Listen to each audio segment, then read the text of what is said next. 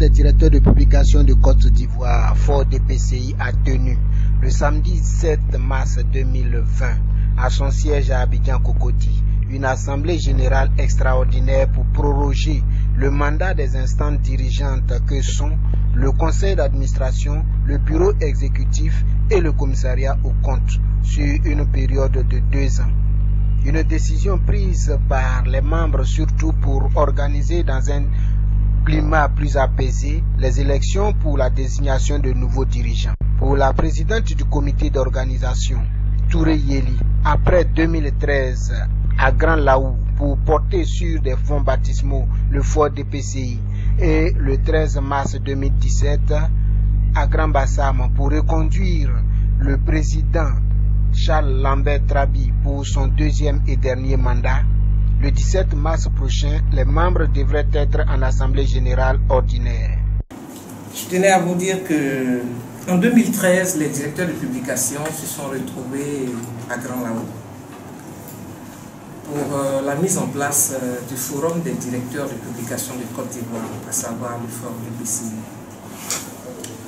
Et donc, en mars 2017, nous étions à Bassam pour la première assemblée générale qui a vu la reconduction du président Charles Lambert Trabi.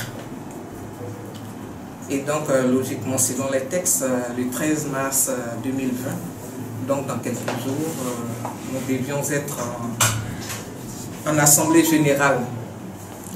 Mais le bureau exécutif a décidé que nous nous retrouverions aujourd'hui en assemblée générale extraordinaire pour débattre de sujets importants engageant la vie de notre structure. Et donc c'est la raison de notre présence. Donc en attendant que le comité scientifique qui a longuement travaillé ne vous fasse le point de ses travaux, en tant que président du comité d'organisation, je voudrais juste vous dire merci.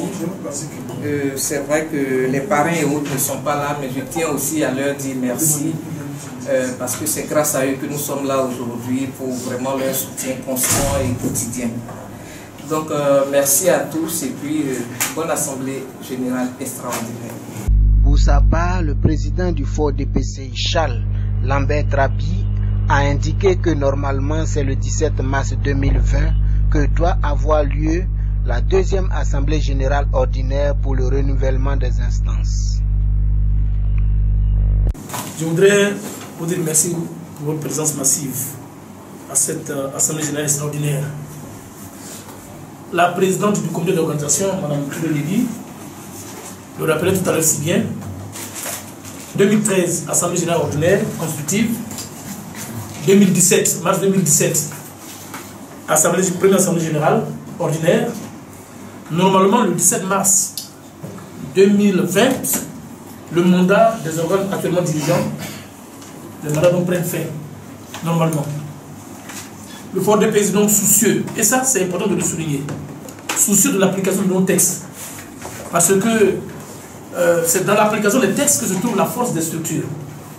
Donc soucieux donc de l'application de nos textes, de l'application stricte de nos textes, nous avons décidé, lors d'une réunion ici même au sein de ce bureau-là, du conseil exécutif, nous avons décidé d'aller en assemblée générale extraordinaire. Après discussion, nous sommes tombés d'accord pour une assemblée générale extraordinaire.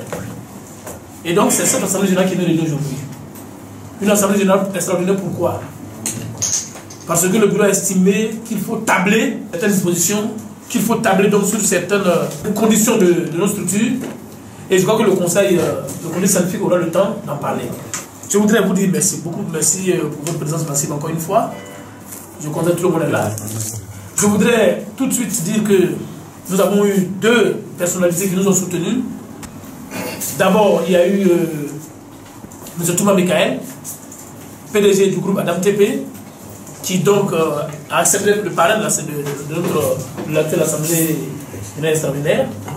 Il y a donc notre parrain habituel, notre soutien habituel, son Excellence Sidiki Sangal Boubacar, qui malgré son indisponibilité, malgré son éloignement, a décidé de présider donc cette cérémonie-là.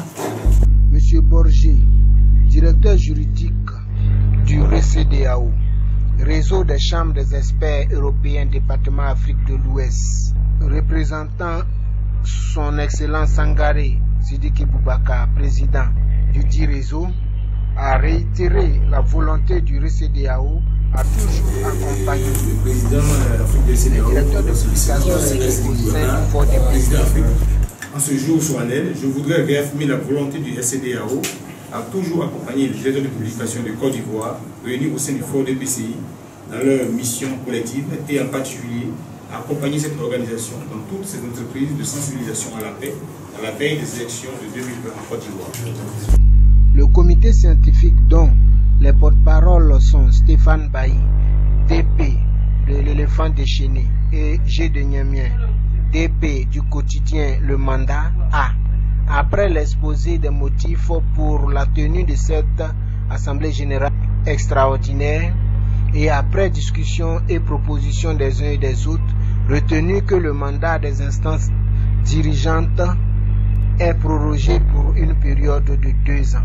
Avant cette décision, les membres présents ont été soumis au vote, car le comité scientifique avait proposé prolongation de 2 ans alors que Hervé Macré, DP de Le Débat ivoirien, avait proposé un mandat de 3 ans.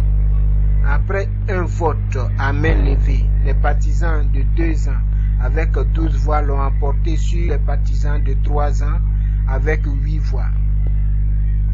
À la fin de cette Assemblée générale extraordinaire, Yacouba Gbani a tenu à remercier les uns et les autres pour leur soutien lors de leur convocation à la brigade de recherche au plateau, suivi de leur convocation à la justice au tribunal de première instance Abidjan Plateau. Merci. Le président merci pour cette harmonie de conclusion et je voudrais aussi associer sur les expériences. Ça fait 6 ans que nous sommes ensemble. Vous nous avez donné encore 2 ans. Pendant les 2 années, nous sommes encore plus solitaires, de sorte à laisser la structure entre les mains de personnes qui auront moins de problèmes. Je précise là-dessus. Il faut noter que cette Assemblée générale extraordinaire s'est déroulée dans une ambiance confraternelle et bon enfant.